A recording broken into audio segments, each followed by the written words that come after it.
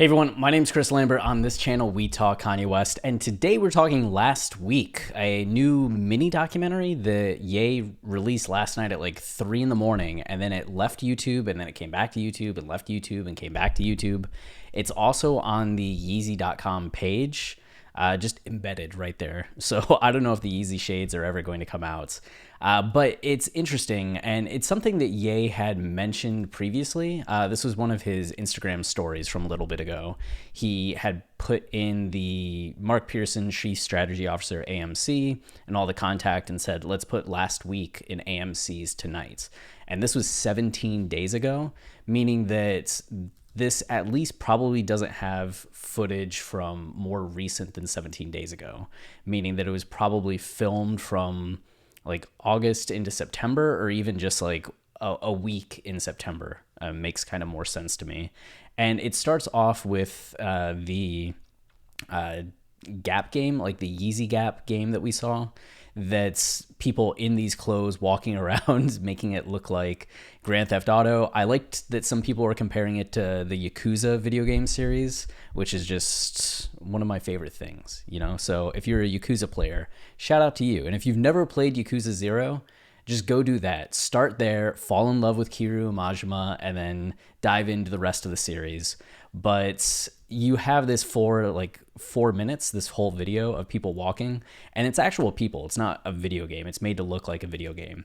And then it goes to this Fisheye Lens, which is something that Ye's used ever since, what was it, the 2019 Sunday service at Coachella.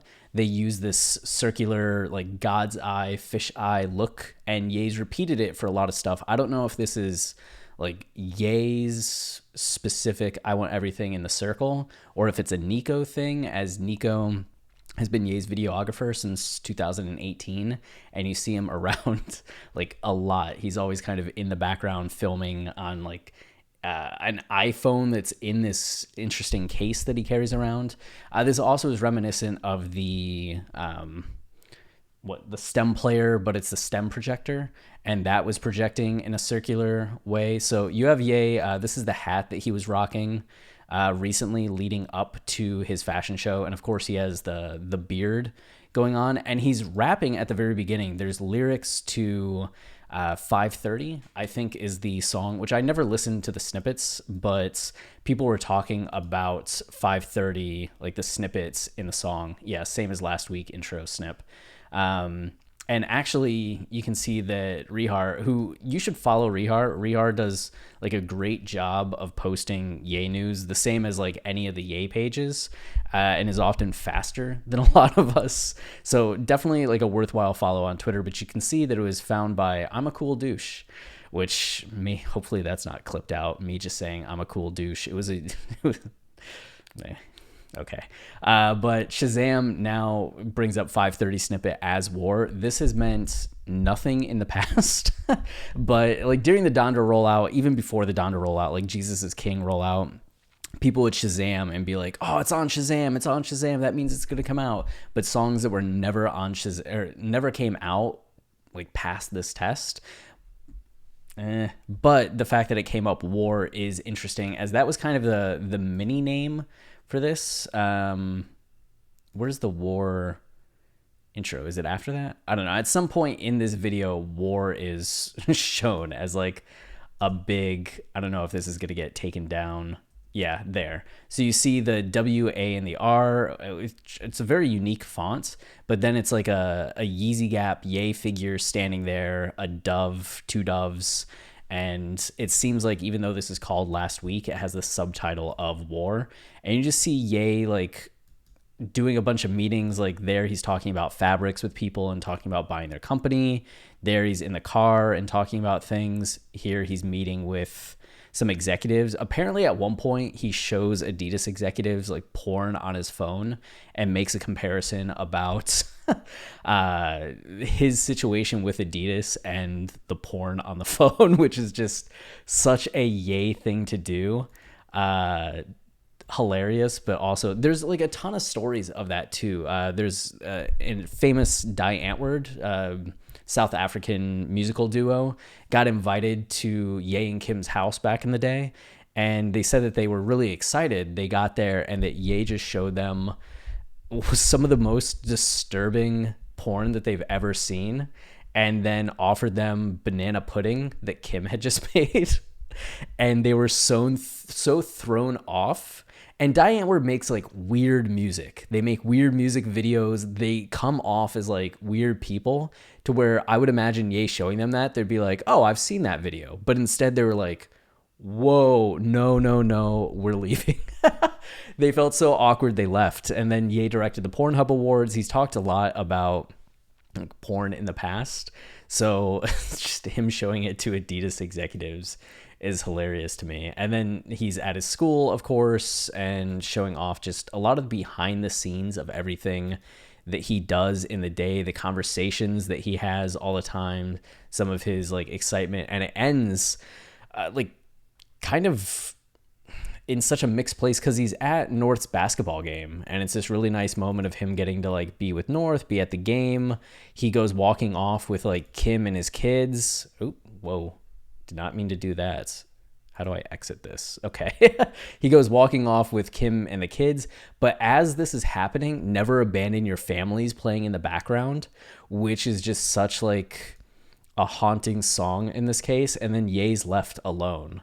So it like you have this contrast of Ye walking out with his family, then standing there all by himself while Never Abandon Your Family plays in the background. So it's very interesting. Like it's not, I mean, it's similar in concept to the Genius documentary in the sense that it's like footage of Ye in this period, though it jumps around a little bit more. Does it have the narration that the Genius documentary had? But it's also very recent footage and getting to see behind the scenes of everything Ye has going on. And we got some more musical snippets. SciFi was playing in there as well, and people are talking about SciFi being updated in ways, and apparently this is what got the video taken down. If you have copyrighted music, it gives you an option to re-upload the video with that part cut out or muted. So they just muted it entirely. But it's just funny that Ye owns the song and it's still copyrighted to the point that they have to take the video down. But the video is there if you want to watch it. I'm sure the SciFi clip is somewhere on YouTube. But also just that opening 5:30 war clip is also like very cool and has a bounce to it. I don't know how excited people should get about, is music coming? Is something happening? Who knows? This was last week. And if we know anything about Ye, it's that what happened last week is kind of off the table in terms of what will happen this week, much less next week. But it's at least an interesting insight and something that in terms of like Ye communicating more with people and letting people know more of what's going on. He had a really poignant line in here about kindness, where he talks about how he's a good person, but he tells people how things are. How does he grow his kindness? How does he show more kindness?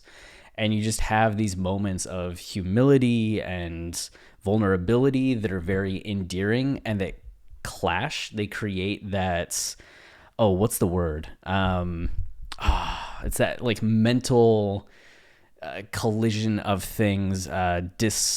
It's right on the tip of my tongue.